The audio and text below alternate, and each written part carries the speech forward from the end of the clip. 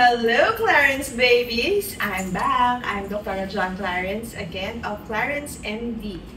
So now our topic is the three basic kinds of scars, which is the atrophic scars, hypertrophic scars, and the keloid. So let's start with the atrophic scars. Atrophic scars, ito yung mga ice pick scars, back scars, rolling scars. Usually makikita mo yan sa face. Lalo na kapag ikaw ay nagkaroon ng madaming pimples or madaming acne o kaya ng chickenpox. Ayan, yun ang mga pwedeng maging category ng mga scars mo. So what are the treatment for these kinds of scars? So mas maganda sana kung combination. Combination meaning meron tayong peels, syempre may facials para luminis ang buka, and then lasers, maganda rin. So with the peels, we usually do chemical peels, but this depends on the type of scar and of the sensitivity of the skin. And then next, syempre yung facials to clean syempre the skin. And then yung lasers. Yung lasers kasi iba-ibang types yan. Meron tayong CO2 fractional lasers, meron din tayong mga Nd:YAG, may mga Erbium, may mga diode lasers na pwede rin sa ating face. So again, it depends on your skin type or the sensitivity of your skin. So ang makaka-assess talaga niyan physically kung pupunta kayo sa clinic at sa doktor ninyo. Yun ang makaka-assess niya. But again, mas maganda syempre kung combination therapy siya. So you can choose with that plus biomodulator. So bakit biomodulators?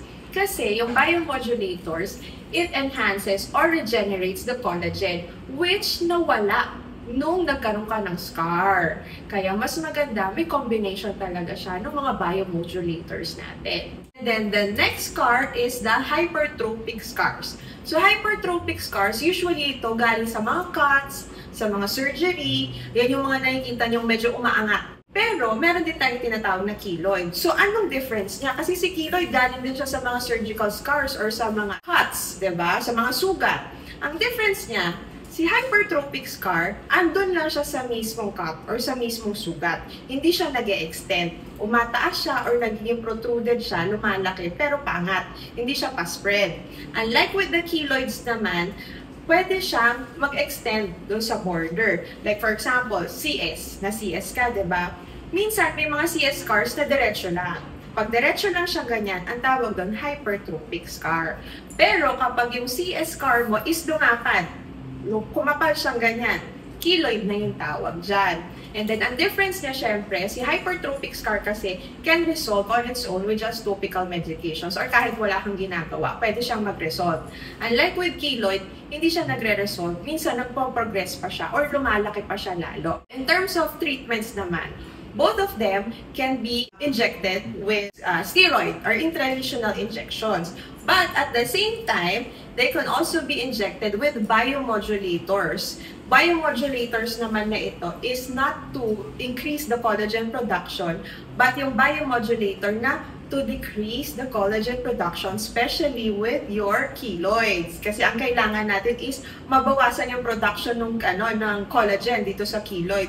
At the same time, pati doon sa hypertrophic scar. Plus, syempre, depende din sa assessment ng ating mga doctors at saka depende doon sa skin type natin, is pwede rin tayong mag-lasers na naman. Actually, the best laser for that talaga is a combination of your CO2 fractional laser and your Nd:YAG lasers, which can be used like Revlite, Pico, yan yung mga types ng Nd:YAG lasers natin na pwedeng gamitin.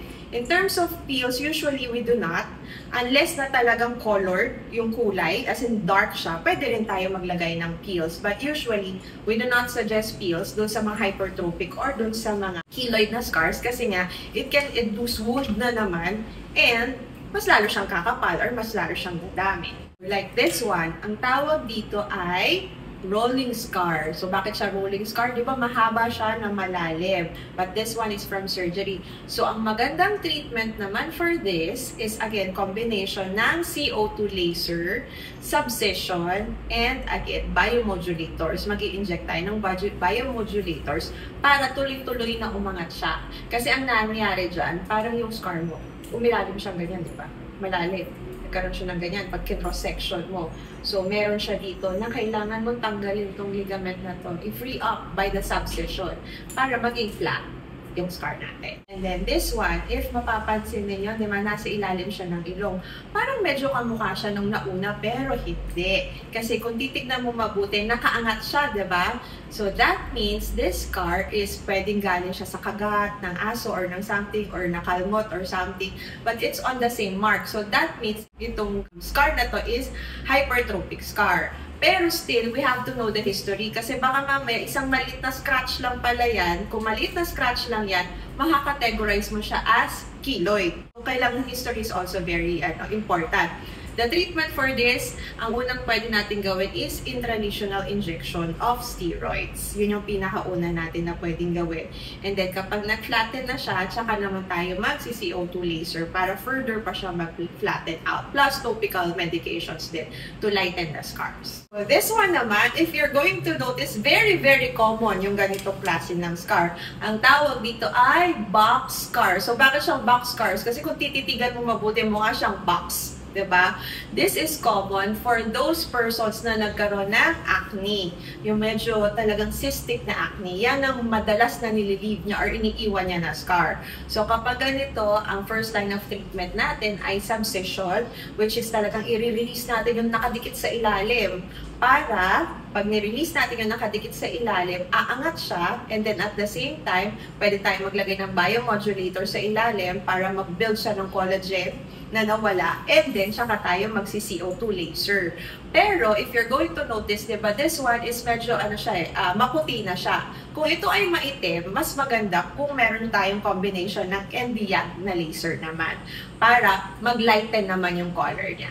So this one naman, if you're going to notice, dark siya. But at the same time, the person na meron itong scar is colored din yung skin niya. Understandable kung bakit siya dark din. Kapag ganito, we have to treat naman the color itself. Kasi mapapansin mo, flat lang naman siya, diba? Pero dark na siya, highly pigmented. So with this one, mas maganda siya naman combination with chemical peels para matanggal natin yung superficial part of the skin. And then at the same time, Nd:YAG lasers din para yung pigment or yung melanin component na nagbibigay sa kulay niya or sa kaitiman ng scar niya ay mag-blast or mawala. And this one naman, if tititigan nyo siyang mabuti, ito yung tinatawag na ice pick scars. Ice pick scars as in dot siya na maliliit, mukha siyang pores na lumaki lang siya ng konti. So this one, ang treatment naman na mas maganda dito ay CO2 fractional laser plus again your biomodulators. Kasi mukha nga siyang pores, diba? Lumaking pores lang siya. So that means kulang lang talaga siya ng collagen build up. So magre-renew tayo ng collagen, but at the same time, maglalagay din tayo or gagamit din tayo ng CO2 fractional laser para yung ilalim is ma-heal din natin yung ilalim, which again will produce collagen formation. There we have it. Yun na yung ating basic na mga scars na madalas nating nakikita or madalas nating nagiging problem. If you have more questions, you can follow us on our social medias, the Clarence MD Makati or Clarence MD Santa Rosa, or you can follow, like, and share our YouTube channel.